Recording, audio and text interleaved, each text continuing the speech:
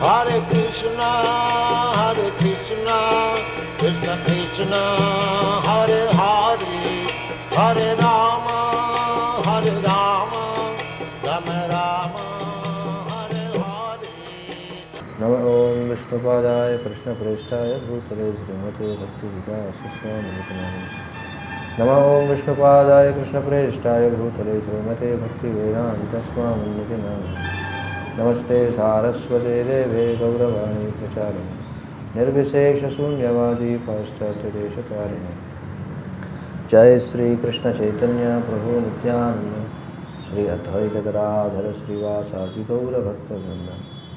हरे कृष्णा कृष्ण कृष्ण हरे हरे, हरे राम राम राम हरे हरे. దేవాది దేవుడు ఎవరు అనే శీర్షికలో భాగంగా గత తరగతిలో మనం శ్రీకృష్ణుని యొక్క రూపముల గురించి చర్చించడం జరిగింది. అయితే శ్రీకృష్ణుని యొక్క రూపముల గురించి తరచుగా మనం ఎదుర్కొనేటువంటి కొన్ని ప్రశ్నలు ఈరోజు మనం చర్చిద్దాం. చాలా తరచుగా మనం ఎదుర్కొనేటువంటి ప్రశ్న ఏమిటంటే, కృష్ణుడు విష్ణువు యొక్క అవతారం కాదా అని. అవునా? చాలా జరిగేటువంటి ప్రశ్న. విష్ణువు యొక్క అవతారం కృష్ణుడా, లేకపోతే కృష్ణుడి యొక్క అవతారం విష్ణువా? సాధారణంగా జనబాహుళ్యంలో తెలిసిన విషయం ఏంటంటే విష్ణువు యొక్క అవతారం కృష్ణుడు అనుకుంటారు. సరే, ఆ ప్రశ్నని మనం మొట్టమొదటి విశ్లేషిద్దాం. సకల అవతారాలు కూడా ఆధ్యాత్మిక ప్రపంచం నుండి ఈ భౌతిక ప్రపంచానికి క్షీరోదక సాయి విష్ణువు ద్వారానే వస్తారు. ఎందుకంటే ఈ భౌతిక ప్రపంచపు నిర్వహణలో ఎప్పుడైతే సమస్యలు ఎదురవుతాయో అప్పుడు దేవతలందరూ కూడా మొట్టమొదట వెళ్ళి చతుర్ముఖ బ్రహ్మను ప్రార్థిస్తారు. సాధారణంగా బ్రహ్మదేవుడు ఆ సమస్యను పరిష్కరించగలిగితే సరే, లేదంటే బ్రహ్మదేవుడు ఈ యొక్క దేవతలందరినీ కూడా తీసుకొని క్షీరోదక సాగరం దగ్గరికి వెళతారు. ఆ క్షీరోదకం ఒడ్డున ఉండి వాళ్ళు పురుష సూక్త ప్రార్థనలు చేస్తారు. ఆ ప్రార్థనలు విన్నటువంటి క్షీరోదక సాయి విష్ణు వాళ్లకు సమాధానం చెప్పడం జరుగుతుంది. కాబట్టి ఆ విధంగా ఒకవేళ క్షీరోదక సాయి విష్ణు ఆయన భగవంతుడిగా, అంటే ఆయనే స్వయంగా అవతరించి ఆ సమస్యని పరిష్కరించేటట్టయితే అప్పుడు ఆధ్యాత్మిక ప్రపంచం నుంచి వచ్చేటువంటి అవతారాలు ఏవైతే ఉంటాయో అవి క్షీరోదక సాయి విష్ణువు గుండానే భౌతిక ప్రపంచంలోకి రావడం జరుగుతుంది. కానీ ఎప్పుడైతే కృష్ణుడు తన యొక్క మూలమైనటువంటి ద్విభుజ రూపంలో వస్తాడు, అంటే రెండు చేతులు ఉన్నటువంటి రూపంలో ఎప్పుడైతే వస్తాడో అప్పుడు మనం ఏం అర్థం చేసుకోవాలంటే ఆయన స్వయం భగవంతుడని మనం అర్థం చేసుకోవాలి. అర్థమవుతుంది కదా? ఆయన స్వయంగా భగవంతుడు, ఆయనే సకల అవతారాలకు మూలము అని మనం తెలుసుకోవాలి. ఉదాహరణకి వరాహదేవుడు ఎక్కడి నుంచి ఆవిర్భవిస్తాడు? బ్రహ్మ యొక్క నాసిక రంధ్రం నుండి ఆయన ఆవిర్భవిస్తాడు. మరి అంత మాత్రం చేత బ్రహ్మదేవుడు వరాహునికి మూలం అని చెప్తారా? లేదు కదా. అదేవిధంగా కృష్ణుడు కూడా విష్ణువు మూలంగా వచ్చినప్పటికీ కూడా ఎప్పుడైతే కృష్ణుడు అవతరిస్తాడో మనం అర్థం చేసుకోవాలి ఏమిటంటే కృష్ణుడే విష్ణువుకు మూలము అని. మరి ఈ విషయం మనకి శ్రీమద్ భాగవతంలో నిర్ధారించబడింది. శ్రీమద్ భాగవతంలో మొదటి స్కందంలో మనం చూస్తే 3వ అధ్యాయంలో 28వ శ్లోకం, ఏతే చాంశకలా పుంసః కృష్ణస్తు భగవాన్ స్వయం అని చెప్పబడింది. అంటే ఇచ్చట తెలుపబడిన భగవంతుని అవతారములన్నీ పురుష అవతారములు లేదా వాటి అంతర్భాగములు కానీ అయి ఉన్నవి, కానీ శ్రీకృష్ణుడు స్వయం భగవానుడు. ఇది భాగవతం చెప్తుంది.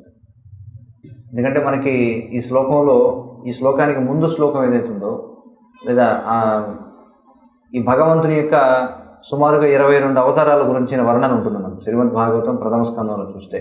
కాబట్టి వ్యాసదేవుల వారు ఈ 22 అవతారాల గురించి వివరించిన తరువాత ఈ మాట చెబుతారనమాట. ఏమంటారంటే ఇచ్చట తెలుపబడిన, అంటే ఇంతకు ముందు చెప్పినటువంటి అవతారాలన్నీ ఏవైతే ఉన్నాయో అవన్నీ భగవంతుని అవతారములన్నీ కూడా పురుషావతారములు లేదా వాటి అంతర్భాగములు కానీ అయి ఉన్నవి, కానీ శ్రీకృష్ణుడు స్వయం భగవానుడు అని చెప్పంటారు. అదవుతుంది కదా. ఇది చాలా ముఖ్యమైనటువంటి ప్రమాణం మనం తెలుసుకోవాల్సినటువంటి. ఇక మరొక విధంగా దీన్ని ఎలా మనం వివరించవచ్చు అంటే, మనం ఇప్పటికే చెప్పినట్టుగా కృష్ణుడు నారాయణుడిలో కూడా ఉన్నటువంటి 4 అదనపు లక్షణాలను ప్రదర్శిస్తాడు. అవునా? మరి అది దేన్ని సూచిస్తుంది? మరి నారాయణుడిలో కూడా ఉండవు ఆ 4 లక్షణాలు కృష్ణుడిలో ఉంటాయంటే మరి నారాయణుడు అంతిమం కాదనే కదా అర్థం.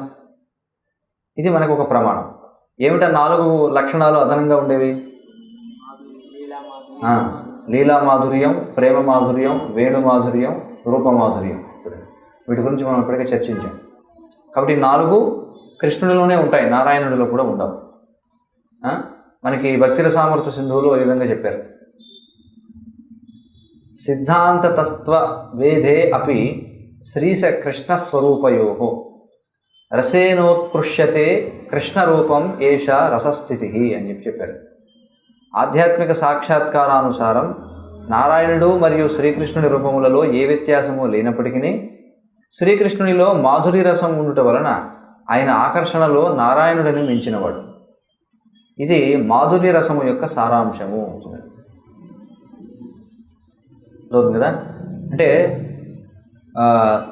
రూపం యొక్క నాణ్యతలో ఎలాంటి వ్యత్యాసం లేదు. విష్ణు రూపానికి, నారాయణ రూపానికి, కృష్ణుడి రూపానికి నాణ్యత పరంగా ఏమీ భేదం లేదు, ఇది మనం అర్థం చేసుకోవాలి. కానీ అందులో ఉన్నతమైనటువంటి రూపం ఏది అంటే అది కృష్ణుని యొక్క రూపం. ఇప్పుడు ఇది ఎలాంటిదంటే ఒకరి దగ్గర 50 ఉన్నాయి, మరొకరి దగ్గర 75 ఉన్నాయి. ఇప్పుడు ఈ ఇద్దరు వ్యక్తులు వచ్చి ఏమంటారంటే 50 ఉన్నవాడు ఏమంటాడంటే నా నుండే 75 ఉన్నవాడు వచ్చాడంటాడు. 75 ఉన్నవాడు ఏమంటాడు లేదంటే నా నుండే 50 ఉన్నవాడు వచ్చాడంటాడు. ఏది తీసుకుంటాం మనం? అది సహజమైనటువంటి ఇంగిత జ్ఞానానికి సంబంధించిన విషయం. ఇప్పుడు కృష్ణుడు 64 లక్షణాలను ప్రదర్శిస్తున్నాడు, నారాయణుడు 60 లక్షణాలను ప్రదర్శిస్తున్నాడు. కాబట్టి ఆ విధంగా తర్కబద్ధంగా చూస్తే అంటే ఎందుకని 4 లక్షణాలు అదనంగా ఉన్నాయి కృష్ణుడిలో అంటే మాధుర్య రసం అనేది ఉండడం చేత. అర్థం కదా, కృష్ణుడిలో మాధుర్య రసం అనేది అదనంగా ఉంది కాబట్టి ఆయన నారాయణుడిని మించినటువంటి ఆకర్షణ కలిగి ఉన్నాడు. ఇది మనకి భక్తిర సామర్థ్య సింధువులో రూప గోస్వామి వారు తెలియజేస్తారు. ఇది ఒక ప్రమాణం. కాబట్టి ఈ 4 విలక్షణమైనటువంటి ఆకర్షణీయ లక్షణాల కారణంగా కృష్ణుడితో సాంగత్యం చేయడానికి చివరకు లక్ష్మీదేవి కూడా ఏం చేస్తుందంటే వైకుంఠంలో ఉండేటువంటి దివ్యమైన ఆనందాన్ని విడిచిపెట్టి ఆమె వ్రతాలు స్వీకరిస్తుందన్నమాట. ఎంతో సుదీర్ఘకాలం పాటు లక్ష్మీదేవి కూడా ఏం చేస్తుందంటే తీవ్రమైనటువంటి తపస్సులు చేస్తుంది. చూడండి విశేషం. వైకుంఠంలో ఉండేది లక్ష్మీదేవి కదా, మరి గోలోకంలో ఉండేది గోపికలు ఉంటారు. అయితే లక్ష్మీదేవి ఈ మాధుర్య రూపాన్ని కలిగినటువంటి కృష్ణుడి సాహచర్యం వల్ల వచ్చే ఆనందం ఏదైతుందో దివ్యమైన ఆనందం, ఆ ఆనందం చివరికి వైకుంఠంలో ఉన్న లక్ష్మీదేవి కూడా పొందలేదని చెప్తున్నాయి శాస్త్రాలు. మరి లక్ష్మీదేవి ఏం చేస్తుందట, ఆ ఉన్నతోజ్వల రసం ఏదైతే ఉందో దానిని ఆస్వాదించడం కోసం ఆమె వైకుంఠంలో ఉండేటువంటి దివ్యమైన ఆనందాన్ని విడిచిపెట్టి తీవ్రమైనటువంటి తపస్సులు చేస్తుందట సుదీర్ఘకాలం పాటు. దేనికోసం అంటే ఆ మాధుర్య రసాస్వాదన పొందడం కోసం. మనకి అది శ్రీమద్ భాగవతంలో చెప్పబడింది. శ్రీమద్ భాగవతం 10వ స్కంధంలో కస్యానుభావో అస్య నదేవ విద్మహే తవాంగ్రిరేణు స్పర్శాధికార యద్వాంఛయా శ్రీర్లలనాచరత్తపో విహాయ కామాన్ సుచిరం ధృతవ్రత అని చెప్పన్నారు.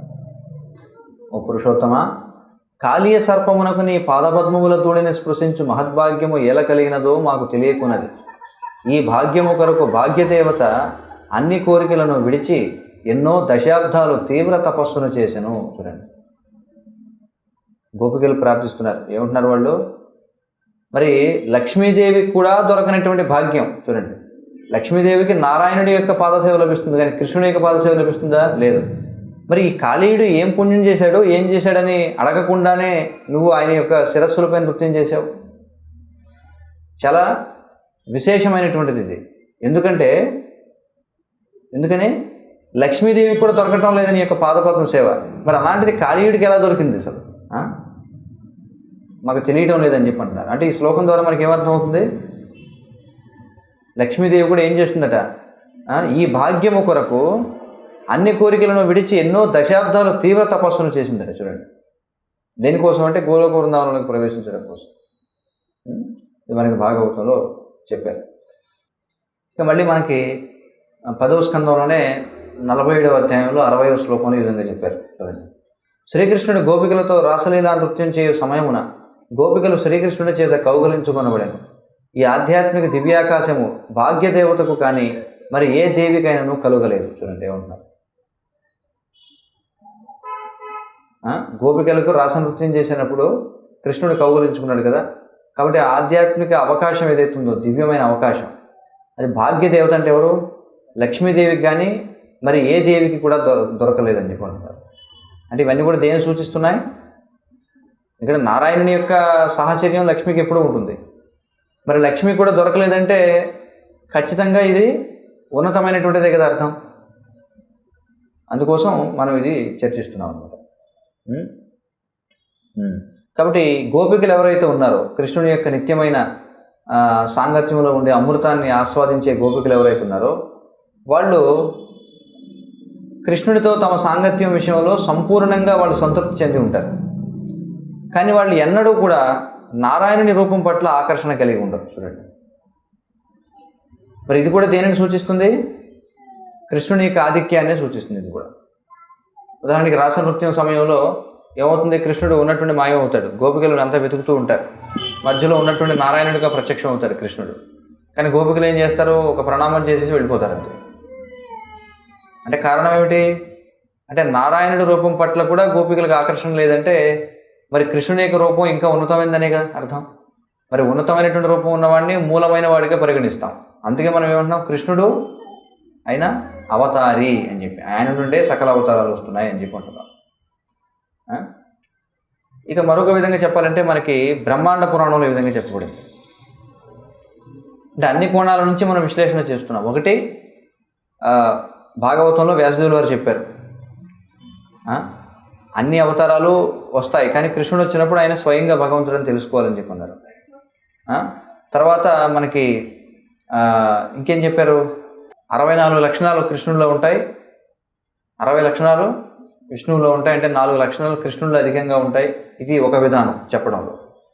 ఇక మరొక విధంగా ఏం చెప్పాం? రసాస్వాదన విషయంలో లక్ష్మీదేవి కూడా ఇంకా కృష్ణుడితో సాహచర్యాన్ని కోరుకుంటుందని చెప్పాం, అది ఒక విధానం. ఇక బ్రహ్మాండ పురాణంలో మరొక విధంగా చెప్పబడింది. ఏమని? సహస్రనామ్నాం పుణ్యానాం త్రిరావృత్తయాతు యత్ఫలం ఏకావృత్తయాతు కృష్ణస్య నామైకం తత్ప్రయచ్చతి అని చెప్పన్నారు.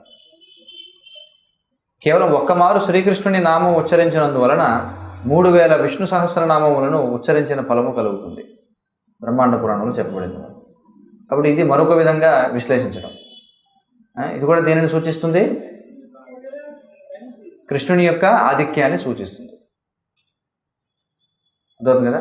లేకపోతే అలా ఎందుకు చెప్తారు అంటే రెండు దివ్యమైనవే, విష్ణునామము కృష్ణునామము రెండు సమానమైనటువంటి నాణ్యత కలిగినవే, కానీ తేడా ఉందంటున్నారు. ఎందుకంటే కృష్ణుని చేరుకుంటే వచ్చే ఫలం వేరు, విష్ణువుని చేరుకుంటే వచ్చే ఫలం వేరు.